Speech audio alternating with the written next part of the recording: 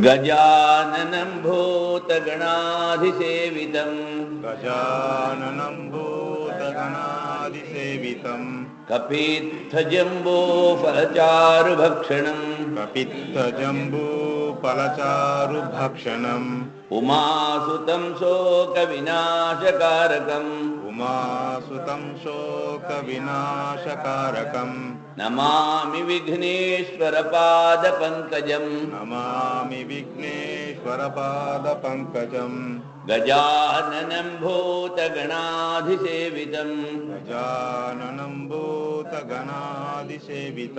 कपित्थजम्बूफलचारुभक्षणम् कपित्थजम्बूफलचारुभक्षणम् उमासुतं शोकविनाशकारकम् उमासुतं शोकविनाशकारकम् नमामि विघ्नेश्वरपादपङ्कजम् नमामि विघ्नेश्वरपादपङ्कजम् श्रीपुष्पदन्त उवाच श्रीपुष्पदन्त उवाच महेम्ना पारन्ते परमविदुषो यद्य सदृशी स्तुतिर्ब्रह्मादीनामपि तदवसन्नास्त्वयि गिरा अथावाच्य सर्वस्वमतिपरिणामावधिगृह्णन् ममापेशस्तोत्रे हरनिरपवादः परिकर अतीतपन्थानं तव च महिमा वाङ्मनसयो रतव्यावृत्यायं चिकितमभिदत्ते श्रुतिरपि सकस्य स्तोतव्य कतिविधगुण कस्य विषय पदे सर्वाचीने पतति न मनः कस्य न वच मधुस्मिता वाचा परममृतं निर्मितवत तव ब्रह्मन् किं वागपि सुरगुरोर्विस्मयपदम् मम त्वेतां वाणीं गुणकथन पुण्येन भवत पुरामीत्यर्थेऽस्मिन् पुरमथन बुद्धिर्व्यवसिता तवैश्वर्यं यत्तज्जगदुदय रक्षा प्रलयकृत् त्रयी वस्तु व्यस्तं त्रिषु गुणभिन्नासु तनुषु अभव्यानामस्मिन् वरदरमणीयामरमणीं विहन्तुं व्याक्रोशीं विदधैहैके जडधियः किमिह क्लिङ्काया खलु किमुपायस्त्रिभुवनं किमाधारो धाता सृजति किमुपादान इति च अतर्कैश्वर्यै त्वय्यनवसरदुस्तो हतधियः कुतर्कोऽयं काचिन्मुखरयति मोहाय जगतः अजन्मानो लोका किमवयववन्तोऽपि जगतां मधिष्ठातारं किं भवविधिरनादृत्य भवति अनीशो वा कुर्याद्भुवनजननेकः परिकरो यतो मन्दास्त्वां प्रत्यमरवरसंसेरतैमे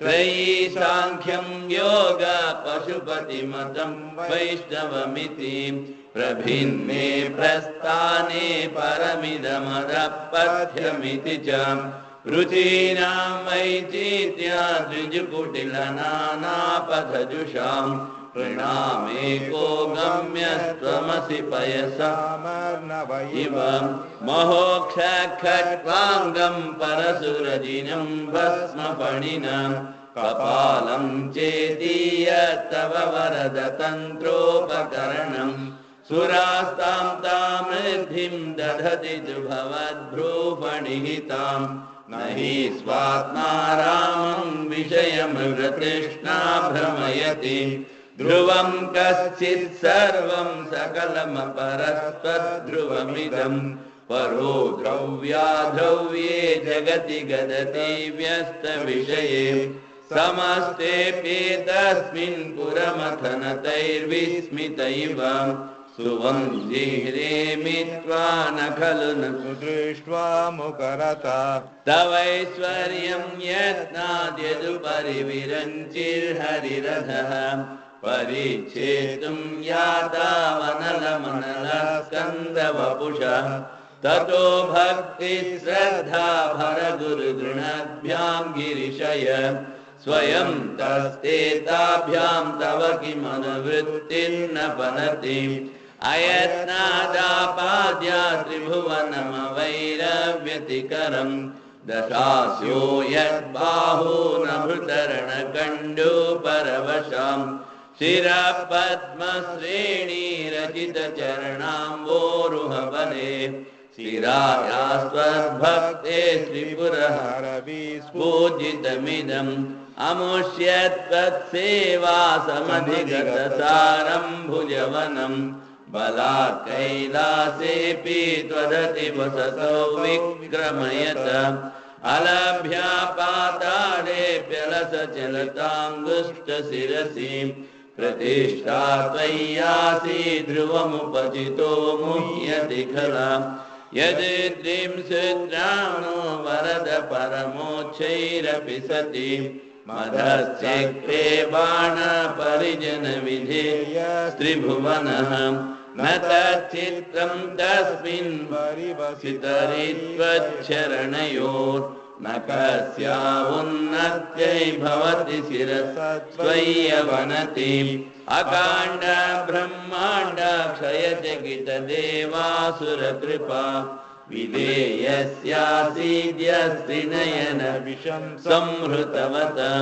सकल्माषकण्ठे तव न कुरुते न श्रियमहो विकारो विश्राभ्यो भुवन भयभङ्गव्यसनिन असिद्धार्था नैव क्वचिदपि सदेवासुरनरे निवर्तन्ते नित्यं जगति जयिनो यस्य विशिखा सपश्यन्नीचत्वामितरसुरसाधारणमभू स्मर्तव्यात्मा न हि वशिषुपत्यपरिभव महीपादाघाता व्रजति सहसा संशयपदम् पदं विष्णोर्भाम्यद्भुजपरिगरुघ्नग्रहगणम् मुहूर्द्यौदौस्तं यात्यनिभृतजटाताडिततटा जगद्रक्षायै त्वं नटसि ननु वामैव विभूता वियद्व्यापीतारागणगुणितभेनोद्गमरुचि प्रवाहो वाराम्या पृषतलगुदृष्टः शिरसि ते जगद्वीपाकारं जलधिवलयं तेन कृतमि जनेनैवोन्नेयं धृतमहिमदिव्यं तव वपु रथक्षोणीयन्ता शतधृतिरगेन्द्रो धनुरथो रथाङ्गे चन्द्रार्कौ रथचरणपाणिश्चरयिति दिरक्षोस्ते कोऽयं त्रिपुरतृणमाडम्बरविधि विधेयै क्रीड्यन्तो न खलु परतन्त्रा प्रबुधियः हरिस्ते साहस्रं कमलबलिमादाय पदयो यदेको नेतस्मिन् निजमुदाहरन्नेत्रकमलम् गतो भक्त्युद्रेकपरिणतिमसौ चक्रवपुषा त्रयाणां रक्षायै त्रिपुरहर जागर्ति जगताम् क्रतौ सुप्ते जाग्रत्वमसि बलयोगे क्रतुमताम् क्व कर्म प्रध्वस्तं फलति पुरुषाराधनमृते अतस्त्वां सम्प्रेक्ष्य क्रतुषु बलधानप्रतिभुवम् श्रुतौ श्रद्धां बद्ध्वा दृढपरिकरः कर्म सुजनम् क्रियादक्षो दक्ष क्रतुपतिरधीशस्तनुभृता मृषीणामात्विद्यं शरणदशदस्या सुरगणाः क्रतुभ्रंशस्तक्रतुबलविधानव्यसनिनो ध्रुवं कर्तुः श्रद्धा विदुरमविचाराय हिमका प्रजानाथं नाथ प्रसभमभिकं स्वां द्वितरम् गतं रोहिद्भूतां निरमैषुमृष्यस्य वपुषां धनुष्पाणेयातं दिवमपि सपत्राकृतममुं त्रसन्तं तेज्यापि त्यजति न मृगव्याधरवसां स्वलावण्या संसाधृतधनुषमह्नाय तृणव पुरप्लुष्टं दृष्ट्वा पुरमथन पुण्यधमपि यदि श्रैनं देवी यमनिरतदेहार्धघटना दवैति त्वामद्धवत वरदमुग्धा युवतया श्मशानेष्वा क्रीडा स्मरहर पिशाचा सहचरा सिता भस्मालेपा सगपि नृकरोटी परिकरः अमङ्गल्यं शीलं तव भवतु नामैवमखिलम् तथापि स्मर्तीणां वरद परमं मङ्गलमसि मनः प्रत्यश्चित्ते सविधमवधायात्तमरुत प्रदृश्य द्रोमाणा प्रमदसलिलोत्सङ्गितदृशा यदालोक्याह्लादं हृदयैव निमज्यामृतमये दधत्यन्तस्तत्त्वं किमपि यमिनस्तत्किल भवाम् त्वमर्कस्त्वं सोमास्त्वमसि पवनस्त्वं हुतवः त्वमापस्त्वं व्योमास्त्वमुधरणिरात्मा त्वमिति च परिच्छिन्नामेवं त्वयि परिणता बिभ्रतु गिरं न विद्मस्तत्तत्त्वं वयमिह तु यत्त्वं न भवसि त्रयीं त्रिस्रवृत्ति त्रिभुवनमथो त्रीनपि सुरा नकाराद्यैर्वर्णैः त्रिभिरविदधत्तीर्न विकृति तुरीयन्ते धामा ध्वनिभिरवरुन्धानमणुभिः समस्तं व्यस्तं त्वां शरणद गृह्णात्योमिति पदम् भव सर्वो रुद्र पशुपतिरथोग्रस्तमहं तथा भीमेशानाविधियदभिधानाश्रितमिदम् अमुष्मिन् प्रत्येकं प्रविचरति देवश्रुतिरपि प्रियायास्मै दाम्ने प्रणीत स्त्योऽस्मि भवते नमो नेदिष्टाय प्रियदवदविष्ठाय च नमो नमः क्षोधिष्ठाय स्मरहरमहिष्ठाय च नमः नमो वसिष्ठाय त्रिनयनयविष्ठाय च नमो नमः सर्वस्मै ते तदिदमिति सर्वाय च नमः बहुरजसे विश्वोत्पत्तौ भवाय नमो नमः प्रबलतमसे तत्संहारे हराय नमो नमः जनसुकृते सत्त्वोद्रिक्तो मृडाय नमो नमः ब्रह्मसिपते निश्चै गुण्ये शिवाय नमो नमः कृशपरिणति चेत क्लेशवस्वं क्वचेदं क्वच तव गुणसीमोल्लङ्घिनी शश्वतवृद्धि इति जगतममन्दीकृत्य मां भक्तिराधा वरदचरणयोस्ते वाक्यपुष्पोपहारम् असितगिरिसमं स्यात् त्वज्जलं सिन्धुपात्रे सुरतरुवरशाखा लेखनी पत्रमुर्वी लिखति यदि गृहीत्वा शारदा सर्वकालं तदपि तव गुणानामीशपारं न याति